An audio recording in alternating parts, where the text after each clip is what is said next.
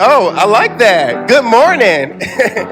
Please rise in body or in spirit, and let us all sing together. Oh, give thanks. Oh, give thanks. Oh, we give thanks for this precious day, for this precious day, for all gathered here, for all gathered here, and those far away, for this time we share with love and care. Oh, we give thanks for this precious day. Can we do it again? Oh, we give thanks for this precious day, for all gathered here and those far away, for this time we share with love and care. Oh, we give thanks. Oh, we give thanks. Oh, we give thanks. Oh, we give thanks. A little remix. Oh, we give thanks. Oh, we give thanks. We give thanks. Oh, we give thanks. One more time. Oh, we give thanks for this precious day. For this precious day. Now, this is another one that you know really well. One of your favorites, The Fire of Commitment. Sing it strong. From the light. From the light of days remembered, burns a beacon bright and clear, guiding hands and hearts and spirits into faith set free from fear.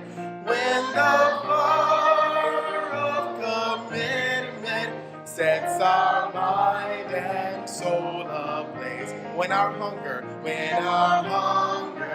and our passion meets to call us on our way, when we live with deep assurance of the flame that burns within, then our promise finds fulfillment and our future can begin.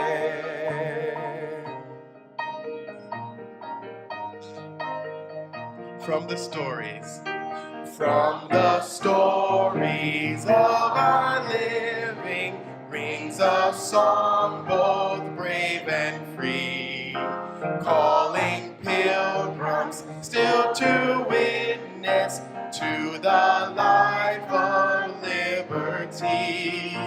When the fire of commitment sets our mind and soul ablaze, when our hunger and our passion meets to call us on our way, when we live with deep assurance of the flame that burns within, then our promise finds fulfillment and our future can begin.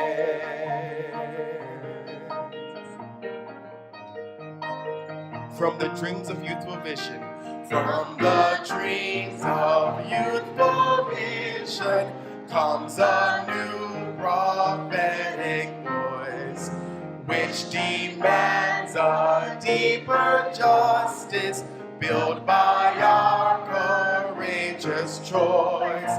When the fire of commitment sets our mind and soul ablaze, and our hunger and our passion meets to call us on our way, when we live with deep assurance of the flame that burns within, then our promise finds fulfillment and our future can begin.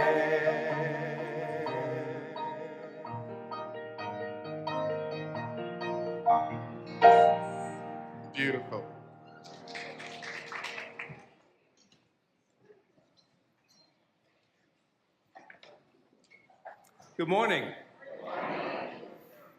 And welcome. I'm Dr. Tony Stringer, lead liturgist and a lay minister here at the Unitarian Universalist Congregation of Atlanta, where we are transforming lives through courageous action and soulful connection. Wherever you were born, on these shores or beyond these shores, this is your country.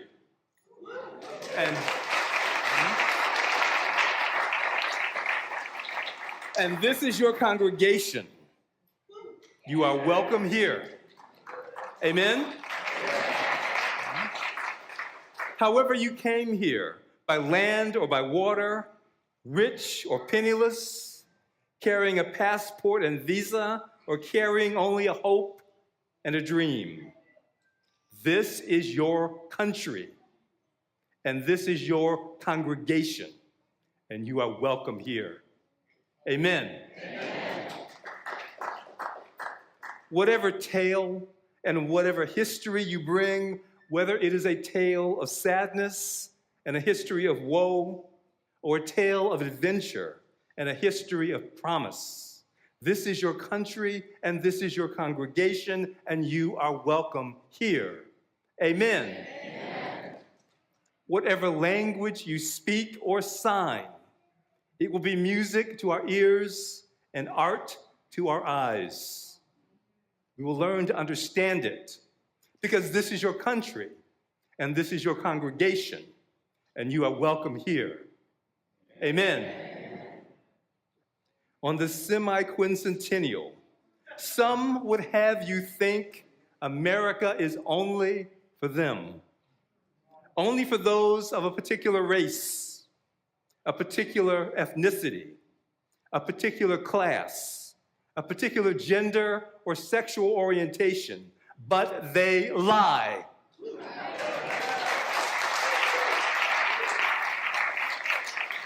This is your country, and we want you to be in our congregation. You are welcome here. Let the congregation say, amen. Amen. All right.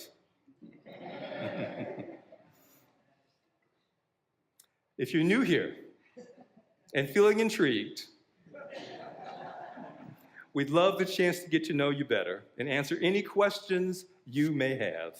Right after service, find our welcome table in the social hall and learn more about life at UUCA.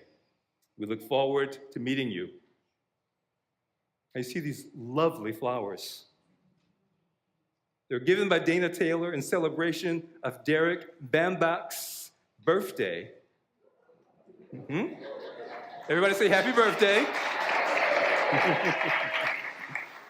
But also in recognition of the significant time, the semi-quincentennial, which holds complication, joy, woe, fury, and hope for all of us as we continue our work together for justice. Now, I welcome Dana Taylor to light our chalice.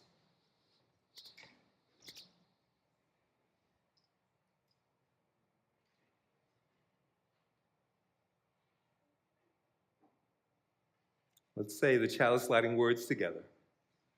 May the light of this flame illuminate our tradition of seeking, invite all who yearn for acceptance, and ignite our passion for justice and peace.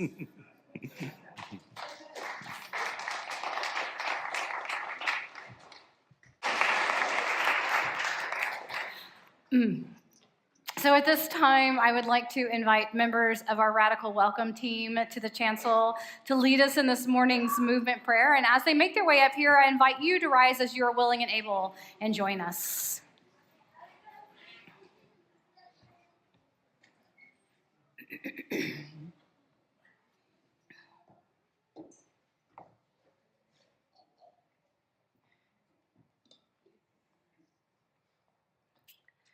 First, we bow to honor the Spirit of life. We lift our arms and embrace the gifts of Spirit. We bring these gifts unto ourselves with gratitude and breathe and smile. We share these gifts with the world. We remember to be present, honor, embrace, gratitude, share, be present.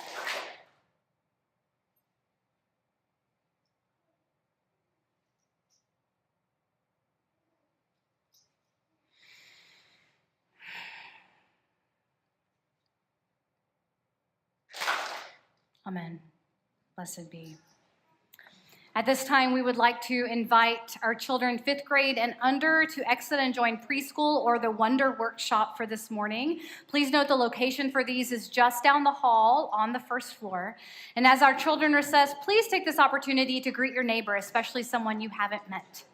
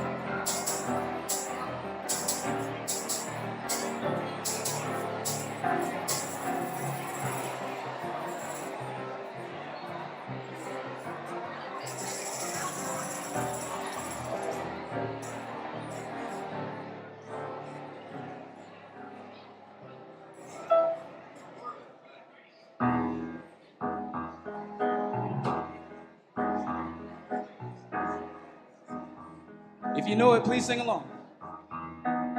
Mother, mother, there's too many of you crying.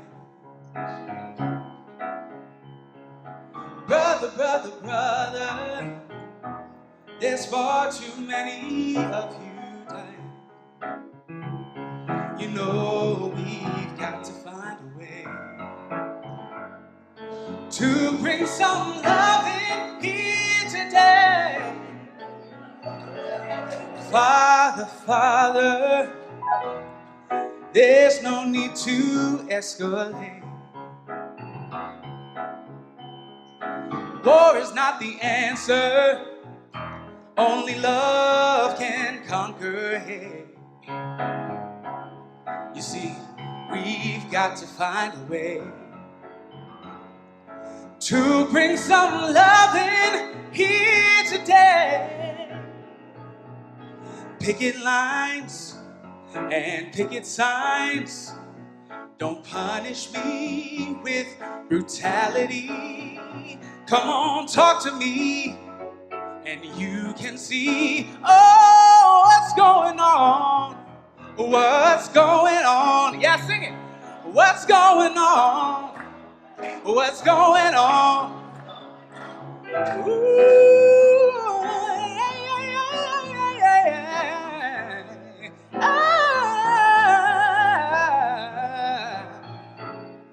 Ooh, yeah. All right, keep that energy up. Come on. Mother, mother, everybody thinks we're wrong. Oh, but who are they to judge us just because our hair is long? You know we've got to find a way to bring some understanding here today. Picket lines and picket signs don't punish me with brutality. Come on, talk to me, and you can see what's going on. What's going on? Tell me what's going on. I'll tell you what's going on. Yeah.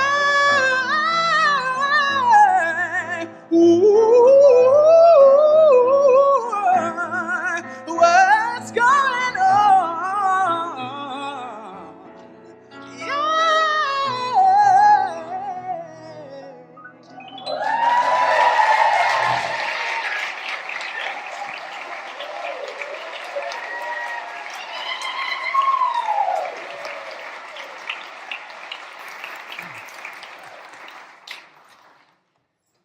I wish I could sing like that.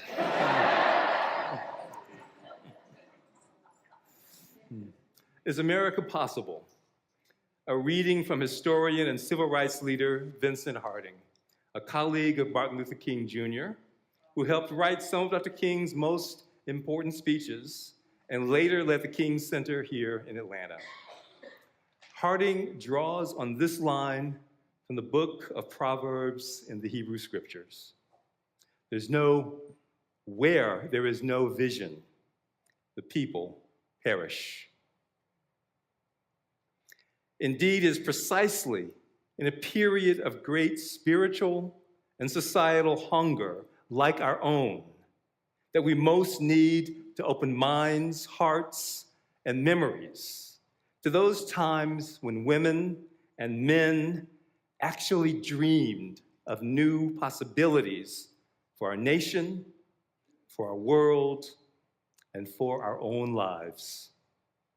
It is now that we may be able to convey the stunning idea that dreams, imagination, vision, and hope are actually powerful mechanisms in the creation of new realities, especially when dreams go beyond speeches and songs to become embodied, to take flesh in real, hard places.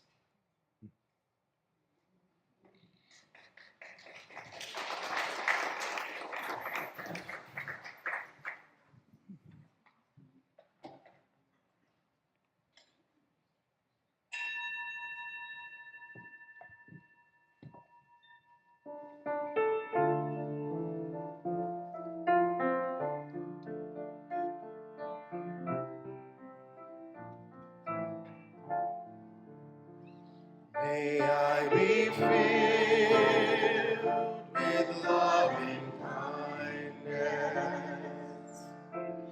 May I be well. May I be filled with loving kindness. May I be well. May I be peaceful and at ease. May I be whole. May you be filled with loving kindness. May you be well. May you be filled with loving kindness. May you be well. May you be peaceful and at ease. May you be whole.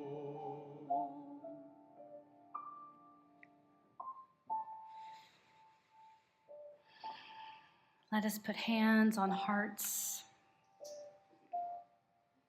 Feel the heartbeat connection to life. Breathe in peace. Say to yourself silently, I will love myself. I will love others. And that love can heal the world. At this time, we hear the joys and sorrows of this congregation. We send our healing energy to Mary Nell McLaughlin, who was diagnosed with pulmonary fibrosis some time ago and recently diagnosed with lung cancer. Mary begins chemo tomorrow and asks for well wishes and words of comfort during this time, either by email or card. Please, no calls or visits, though, until she regains her strength. Please continue to extend words of comfort to Paul Lowry for the loss of his wife, Geraldine Lowry. We will celebrate the life of Geraldine and all the blessings she brought to UUCA on July 25th. You are invited to say the names of people you are holding in your heart this morning. Speak their names out loud into this holy space or write them in the chat now.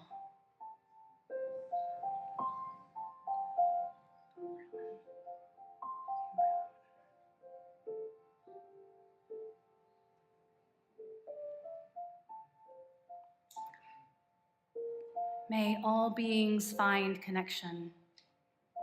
May all beings find comfort. May all of us find ways to be more loving to one another.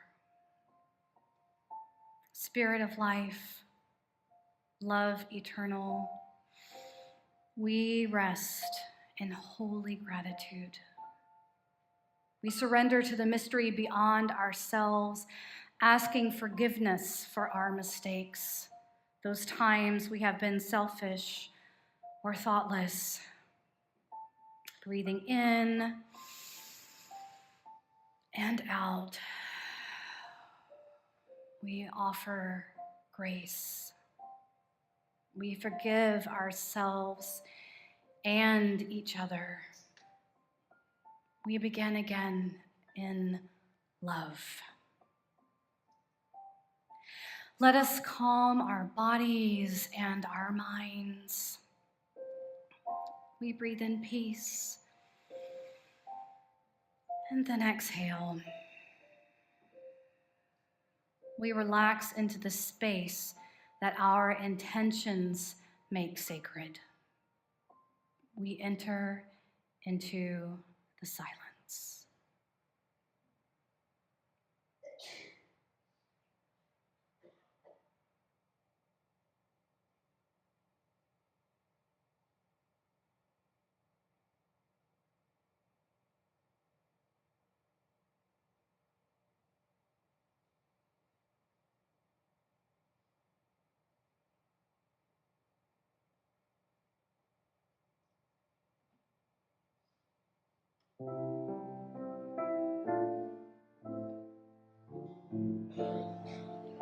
May we be filled with love and kindness. May we be well. May we be filled with love and kindness. May we be well. May we be peaceful and at ease. May we be whole.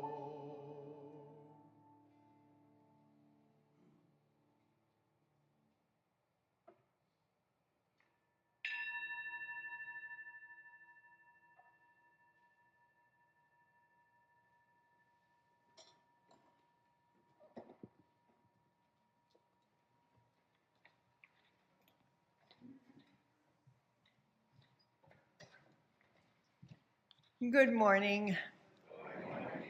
Again, I'm Dana Taylor. I'm a longtime member of UUCA, currently serving as one of your lay ministers. And I also had the honor of serving as one of this year's delegates to the UUA General Assembly. General Assembly is our denomination's annual gathering where UUs from across the country and the world come together for worship, learning, public witness, and the democratic work of voting for change in our faith. As we gather this weekend, our country marks 250 years, but this year also marks 65 years since Unitarians and Universalists became one united association.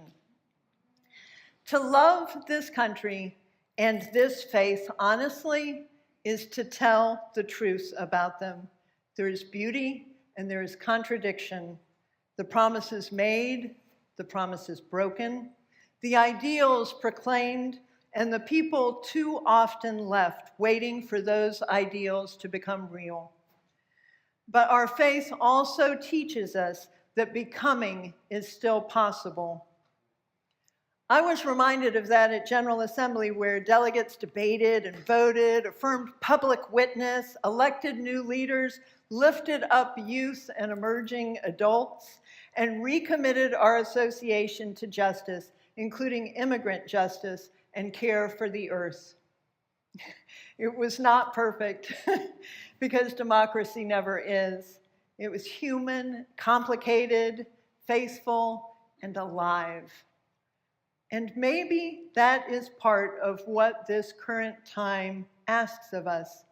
Not a shallow patriotism that pretends all is well, not a despair that gives up on the possibility of change, but the harder love that keeps showing up and keeps telling the truth and keeps building institutions and communities that can carry our values forward. So this month, our Share the Plate supports the Unitarian Universalist Association, the larger body of our faith that helps us live beyond ourselves by connecting congregations and supporting leaders, nurturing young people, advocating for justice, and reminding us that none of us are doing this work alone. A change is going to come.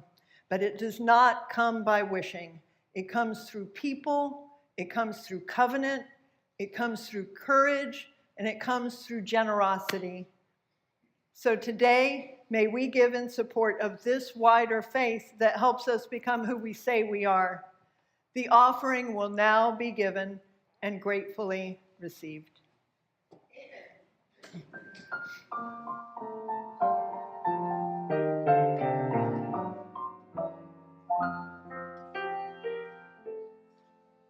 I was born by a river in a little tent. Oh, and just like that river, I've been running ever since. It's been a long time coming, but I know a change gonna come. Oh, yes, it will. It's been too hard living, but I'm afraid to die. 'Cause I don't know what's up there beyond the sky. It's been a long time coming, but I know a change gonna come. Oh, yes, it will. I go to the movies and I go downtown, but somebody keeps telling me, boy, you better not hang around. It's been a long time coming, but I know a change gonna come. Oh, yes, it will. Then I go to my brother and I say, brother, help me please. But he keeps knocking me back down, knocking me back down on my knees. There have been times that I've thought I couldn't last for long, but now I think that I might just be able to carry on. It's been a long time coming, but I know a change gonna come. Oh, yes it will. I said it's been a long time coming, but I know a change gonna come.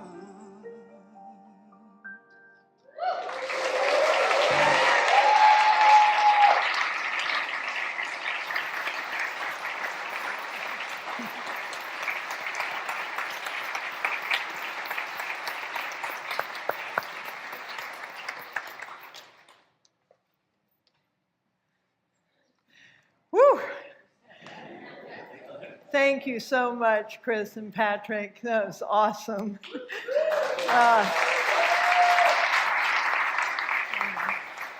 So many blessings here, so many blessings. Please join me in the dedication of the offering to the work of this congregation, which is weaving a tapestry of love and action we call community. We dedicate our lives, and these are offerings.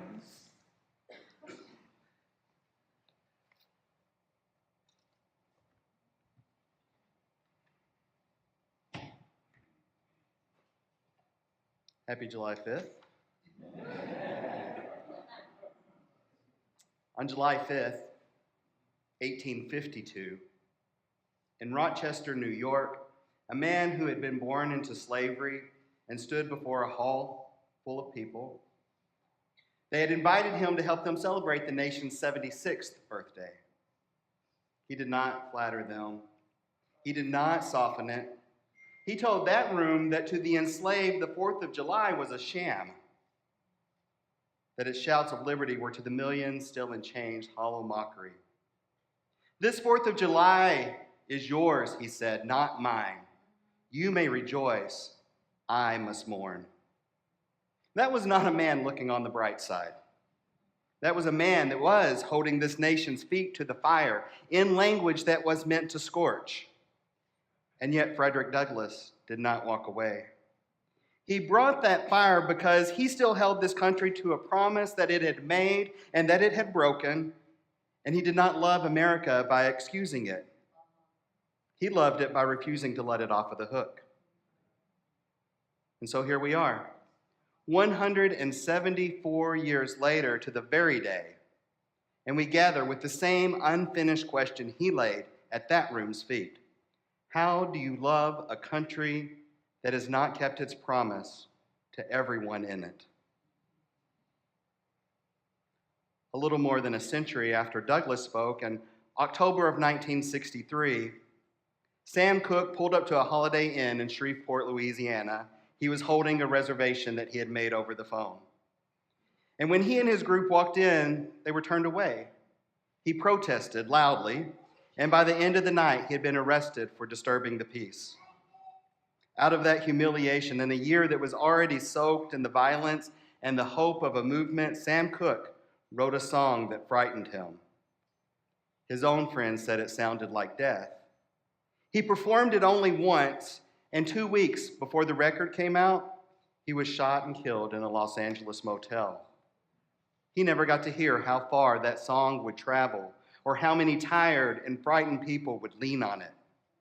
But the song that he had already taken it on faith that change was going to come.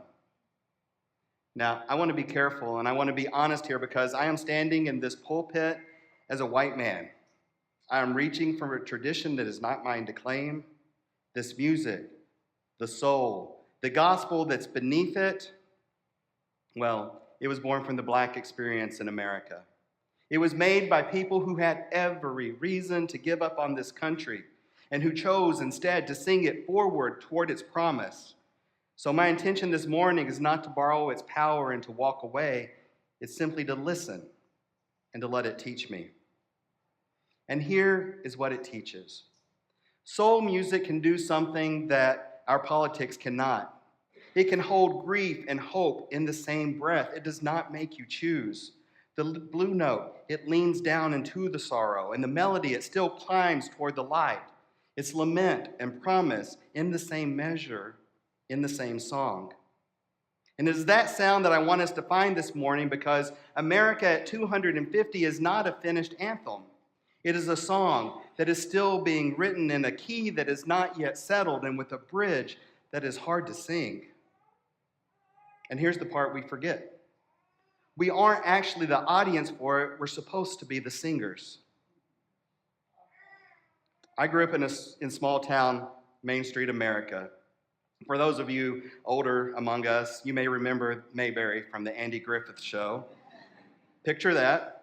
Except instead of black and white, I want you to picture it in red, white, and blue.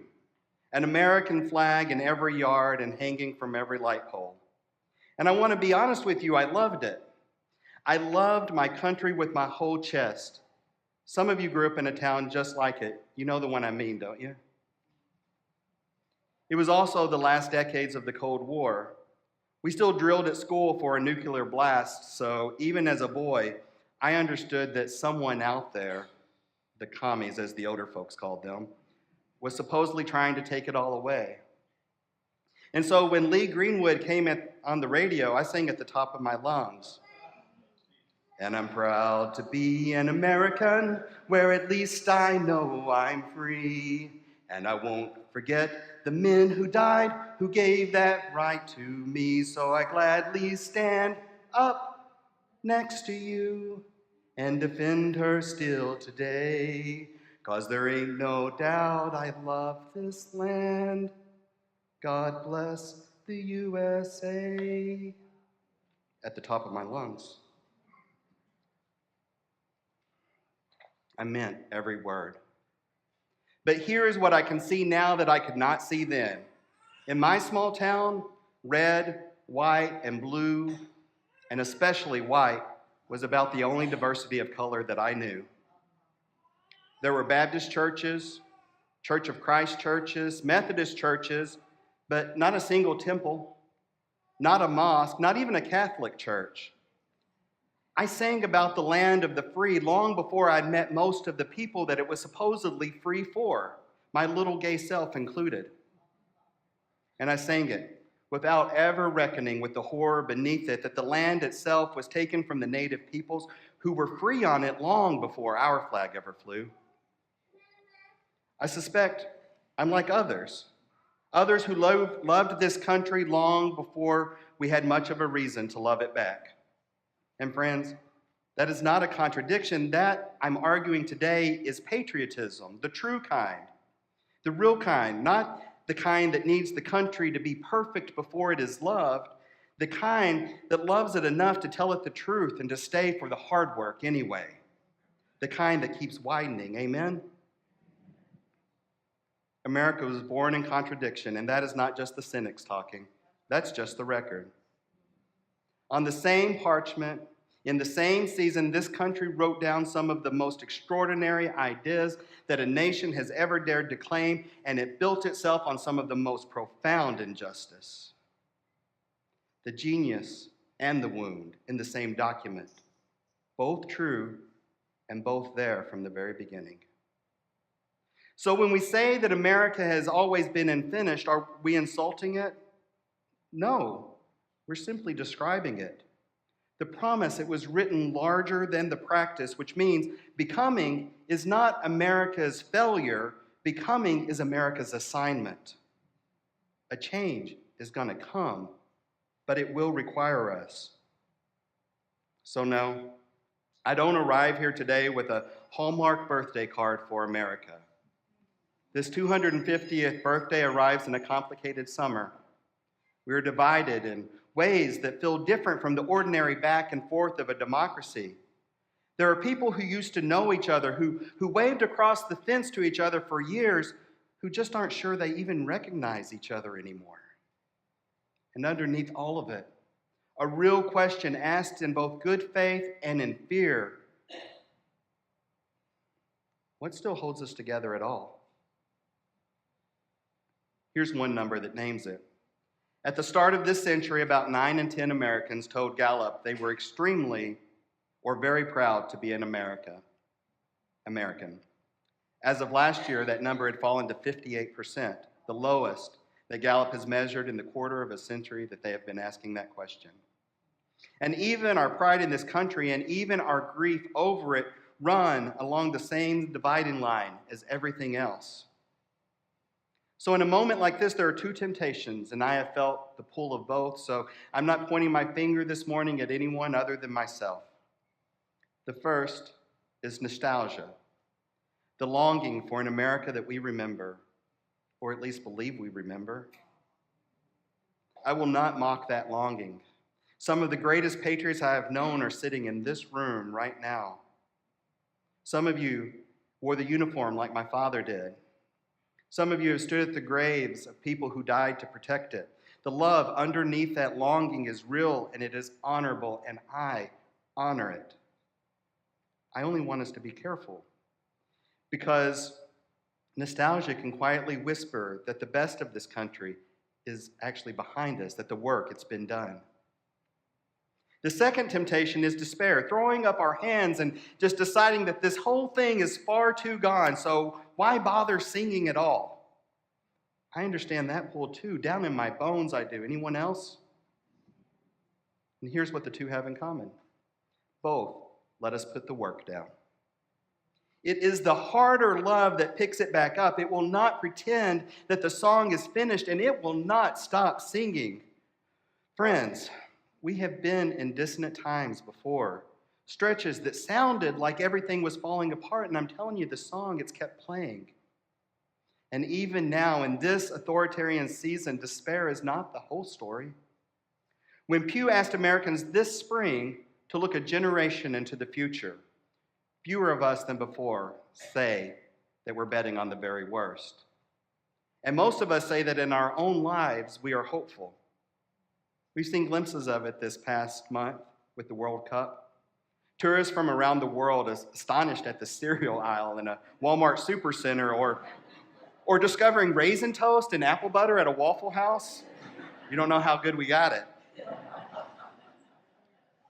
Or simply seeing firsthand how kind and welcoming and generous Americans are. Atlanta has been at the heart of it, drawing some of the largest fan crowds anywhere. It is a reminder of who we are as a people, and that beneath the corruption at the very top levels of government is the true spirit of America. If you want proof that an unfinished country can keep becoming, you don't have to actually look very far. You only have to look at the people who built this church, the one that you're now a part of. In November of 1947, an African-American Unitarian and Atlanta University professor named Dr. Thomas B. Jones walked into this congregation's Sunday morning service in the heart of the segregated South. He was seated. He stayed. And when the phone line started ringing that afternoon with anger, the minister, Reverend Isaiah Domas, stood by Dr. Jones's right to be there. It cost Domas his pulpit. The congregation splintered, and for a while, it actually looked like the song had stopped. It had not. In late 1951, a new minister named Reverend Glenn Canfield arrived with one stubborn intention: to build an integrated church on purpose. They met first in a hotel, and they walked away from that hotel when it wouldn't let the black children ride up the elevator to their Sunday morning classes.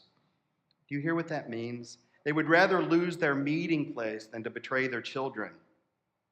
And then, in 1954, they did something almost unheard of for a white congregation in the South.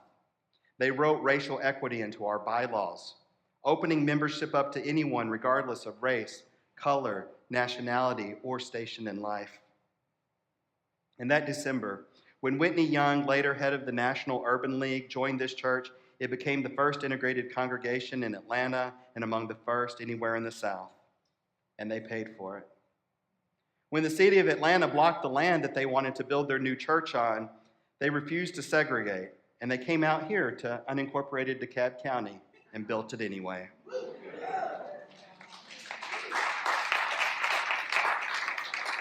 They kept at it at a decade when it was actually dangerous to do so. In 1960, this congregation in Ebenezer Baptist Church held integrated Sunday youth services or integrated youth gatherings together. Coretta Scott King led the young, and when the word of a threat of violence came before one of those gatherings, the families, they did not stay home. The fathers of both congregations, both black and white, ringed the church and stood watch, and the mob never came. And this pulpit did not stay quiet either. On New Year's Eve of 1961, in what was then the United Liberal Church, Dr. Martin Luther King Jr. stood in this congregation's pulpit and he preached a warning not to sleep through a revolution, a sermon that he would go on to carry for the rest of his life. The last time he preached it was at the National Cathedral, 4 days before he was assassinated.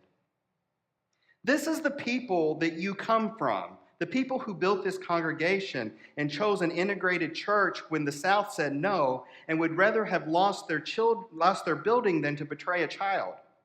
That courage is your inheritance, and we can claim it. But Coretta and Martin and the families of Ebenezer were never this congregation's to claim, and they are not mine to claim either. What we can claim is that our church's ancestors showed up shoulder to shoulder with a struggle whose cost that they did not have to carry. Their song, it was out of tune with the world around them, and they sang it anyway, besides people whose song it was not theirs to sing, in harmony, which is the whole point. Harmony does not mean everyone singing the whole note. It means different voices, holding their difference and making something together that none of them could make alone. That, my friends, is the sound of a country becoming. So here's my invitation, and it's just an invitation, it's not a command. You are free to set it down. Many of you have already heard the first half of it. Last week, Reverend Taryn invited us to summer, to set one piece of the work down for a month, to chase a firefly, to eat a popsicle on the porch, or to find the shade of green that only shows up in a sunbeam.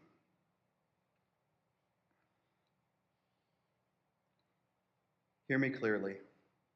That invitation still stands, and you should absolutely take it, because here is something that the music knows that our anxiety keeps forgetting, that the rest is the part of the song. Last summer, I preached that in jazz, the silence between the notes isn't the absence of music, it is the music. So rest. Let one thing languish until August. As Reverend Taryn said, it'll be waiting for you, I promise. But friends, we rest in July so that we can play in the fall, because in 4 months, this country votes. And the question is not whether you are tired. We are all tired, aren't we? The question is, what will we do when we've rested? Now, I'm not going to stand up here in a pulpit and tell you how to mark a ballot. I wish I could. But I will tell you this. A change can come. And in a democracy, one of the ways it comes is that ordinary people refuse to sit that song out. So when August arrives and we pick the work back up, let some of it be this: helping a neighbor get registered, making sure that an elder, a student, a returning citizen can cast a vote, standing with people whose right to vote keeps getting questioned, and saying hello to that neighbor across the fence. Showing up not only in here on a Sunday, but out there where democracy is kept. Look, you can grieve what America has felt to be, honestly, and without flinching from it. And you can hold fast to what it could still become stubbornly. Douglass held fast through bondage. Sam Cooke held fast to a song that frightened him, and he died before he ever got to see it matter. The people who built this church held fast through threats and a congregation that was torn in two. different costs paid in different coin, yet one refusal to let the promise go. And you can show up rested and ready when it counts, to grieve what is broken, to hold fast to what it could still be, and to show up anyway. And that is the harder love.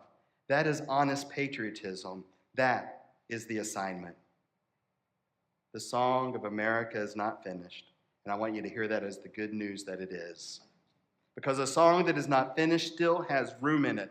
There is still a verse being written, and if you are willing, there's one with your name on it. So remember the question we started with this morning? How do you love a country that has not kept its promise? Here's the only answer that I've ever found. You love it like a song that's still being written. You pick it up and you sing. So sing, friends. Bend the note where it needs to bend. Reach for the light when you can. Hold the harmony with people who don't sound exactly like you. And that is how this country has always moved. Inch by inch. Move by move. Voice by voice. Toward the promise that is larger than the practice. A change is going to come, but it's going to require us. So go in peace, go in love, and may God, Goddess, or Spirit bless these United States of America. Please rise and let us all sing together. Ain't gonna let nobody turn us around. Here it is. Ain't gonna let nobody turn me around. Put your hands together. Turn me around. Turn me around. Turn me around. Ain't gonna let nobody turn me around. I'm gonna keep on walking. It sounds like y'all know it. Talking. Yeah. Marching up to freedom land. Ain't gonna let nobody turn me around. Turn me around. Turn me around. Ain't gonna let nobody turn me around. I'm gonna keep on walking. Keep on talking. Let's take it to hatred. Ain't gonna let no hatred turn me around. Turn me around. Turn me around. Ain't gonna let no hatred turn me around. I'm gonna keep on walking. Keep on talking. Let's take it to injustice. Ain't gonna let injustice turn me around. Turn me around. Turn me around. Ain't gonna let injustice turn me around. I'm gonna keep on walking. Keep on talking. Marching oppression. Ain't gonna let oppression turn me around. I think y'all can clap louder than that and sing stronger. Yeah. Ain't gonna let oppression turn me around. Turn me around. Keep on talking. Ain't gonna let nobody. Ain't gonna let nobody turn me around. Turn me around. Turn me around. Ain't gonna let nobody turn me around. Keep on walking. Keep on talking. Marching up to freedom land. Go in peace. Happy Sunday.